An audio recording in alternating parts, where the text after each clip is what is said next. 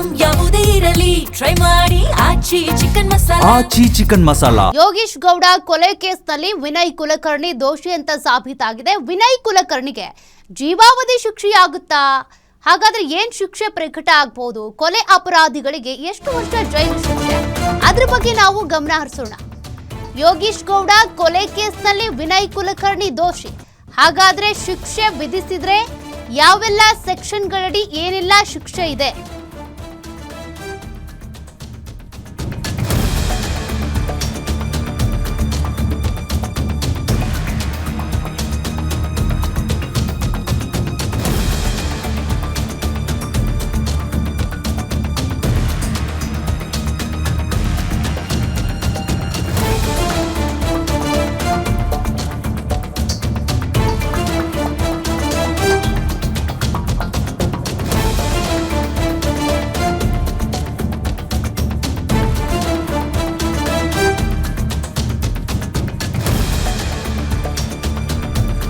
ಯೋಗೀಶ್ ಗೌಡ ಕೊಲೆ ಕೇಸ್ನಲ್ಲಿ ವಿನಯ್ ಕುಲಕರ್ಣಿ ದೋಷಿ ಅನ್ನೋದು ಈಗಾಗಲೇ ಸಾಬೀತಾಗಿದೆ.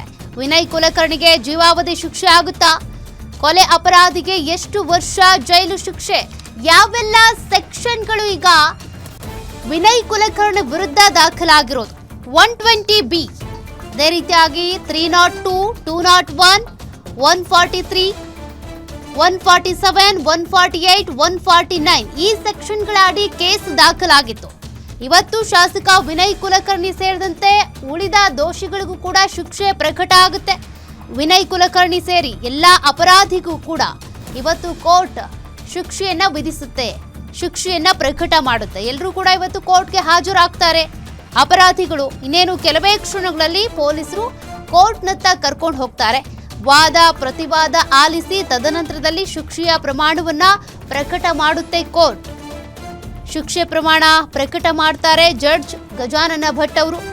ಎಷ್ಟು ವರ್ಷ ಜೈಲಾಗುತ್ತೆ ಅನ್ನುವಂಥ ಟೆನ್ಷನ್ನಲ್ಲಿ ಈಗ ವಿನಯ್ ಕುಲಕರ್ಣಿ ಇರುವಂಥದ್ದು. ಯಾವ ಸೆಕ್ಷನ್ ಅಡಿ ಏನ್ ಶಿಕ್ಷೆ ಅಂತ ನಾವಿಲ್ಲಿ ಗಮನಿಸಬಹುದು.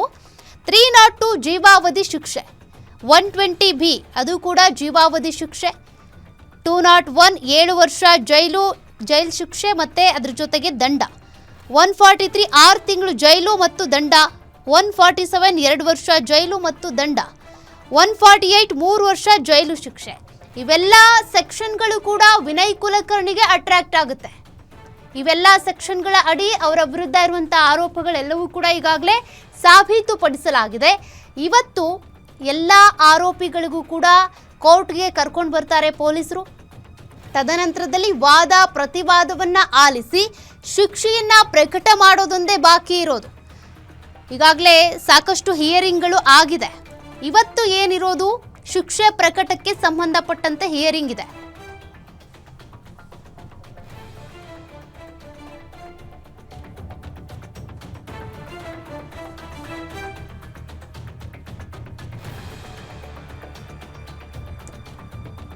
ಮತ್ತಷ್ಟು ಮಾಹಿತಿ ಕೊಡ್ತಾರೆ ನಮ್ಮ senior crime reporter Ajay Kumar. Ajay, ಈಗಾಗಲೇ ವಿನಯ್ ಕುಲಕರ್ಣಿ ಸೇರಿದಂತೆ ಉಳಿದ ಆರೋಪಿಗಳಿಗೂ ಕೂಡ ಇವತ್ತು ಕೋರ್ಟ್ನಲ್ಲಿ ಶಿಕ್ಷೆ ಪ್ರಕಟ ಆಗುತ್ತೆ.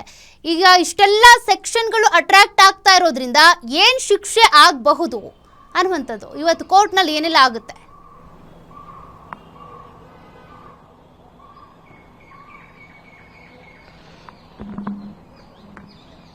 ಖಂಡಿತವಾಗ್ಲೂ ಸೌಖ್ಯ, ಈಗಾಗಲೇ ನಿನ್ನೆ ಕೂಡ ಆದೇಶ ಹೊರಬಿದ್ದಿರುವಂತದ್ದು. ಅದರಲ್ಲೂ ಕೂಡ ಪ್ರಮುಖವಾಗಿ ಇವತ್ತು ಏನು ಶಿಕ್ಷೆಯ ಪ್ರಮಾಣವನ್ನ ಈಗಾಗಲೇ ನ್ಯಾಯಾಧೀಶರು ಕೂಡ ಕಾಯ್ದಿರಿಸಿದ್ದಾರೆ. ಸೊ ಹೀಗಾಗಿ ಇವತ್ತು 12 ಗಂಟೆಯ ಅಥವಾ 11 ಗಂಟೆ ಅಷ್ಟೊತ್ತಿಗೂ ಕೂಡ ಪರಪ್ಪನ ಅಗ್ರಹಾರದಿಂದ 17 ಜನ ಆರೋಪಿಗಳನ್ನು ಕೂಡ ಏನೋ ಇಲ್ಲಿ ಸಿಟಿ ಸಿವಿಲ್ ಕೋರ್ಟ್ಗೂ ಕೂಡ ಕರ್ಕೊಂಡ್ ಬರ್ತಾರೆ. ಇಲ್ಲೂ ಕೂಡ ನ್ಯಾಯಾಧೀಶರಾಗಿರುವಂತಹ ಗಜಾನನ ಭಟ್ ಏನಿದ್ದಾರೆ, ಸಂತೋಷ್ ಗಜಾನನ ಭಟ್ ಅವರ ಮುಂದೆ ಕೂಡ ಹಾಜರುಪಡಿಸ್ತಾರೆ. ಆ ನಂತರದಲ್ಲಿ ಪ್ರತಿಯೊಬ್ಬ ಏನೋ ಆರೋಪಿಗಳೇನಿದ್ದಾರೆ ಅಥವಾ ಅಪರಾಧಿಗಳೇನಿದ್ದಾರೆ ಅವರ ಮುಂದೆ ಏನೋ ಅವರ ಲಾಯರ್ ಕೂಡ ವಾದವನ್ನ ಮಾಡ್ತಾರೆ. ಅಂದ್ರೆ ಪ್ರಮುಖವಾಗಿ ಇಲ್ಲಿರುವಂತದ್ದಂತಂದ್ರೆ ವಿನಯ್ ಕುಲಕರ್ಣಿ ಅವರ ವಕೀಲರೇನಿದ್ದಾರೆ ಅವರು ಕೂಡ ಡಿಫೆಂಡ್ ಮಾಡ್ಕೊಳ್ಬೇಕಾಗತ್ತೆ. ಇಂತಿಂತ ಸೆಕ್ಷನ್ ಗಳಲ್ಲಿ ಇವರನ್ನ ಸೇರಿಸಲಾಗಿದೆ. ಸೊ ಹೀಗಾಗಿ ಅವರಿಗೆ ಏನೋ ಇಷ್ಟೇ ಶಿಕ್ಷೆ ಕೊಡಬೇಕು ನೀವು ಅಂತ ಹೇಳಿ ಅಂದ್ರೆ ಮನವಿ ಮಾಡ್ತಾರೆ ಜಡ್ಜ್ ಮುಂದೆ. ಯಾಕಂದ್ರೆ ಈಗಾಗಲೇ ಶಿಕ್ಷೆ ಪ್ರಮಾಣ ಇರುವಂತದ್ದು. ಸೊ ಹೀಗಾಗಿ ಎಷ್ಟು ಶಿಕ್ಷೆ ಕೊಡಬೇಕು ಅನ್ನೋದು ಕೂಡ ಈಗಾಗಲೇ ನ್ಯಾಯಾಧೀಶರು ತೀರ್ಮಾನ ಮಾಡ್ತಾರೆ. ಆದ್ರೆ ಇವರು ಕೂಡ ಅವರ ಪರವಾದ ವಕೀಲರಾಗಿರೋದ್ರಿಂದಾಗಿ ಅವರು ಕೂಡ ಡಿಫೆಂಡ್ ಮಾಡ್ಕೊಳ್ತಾರೆ.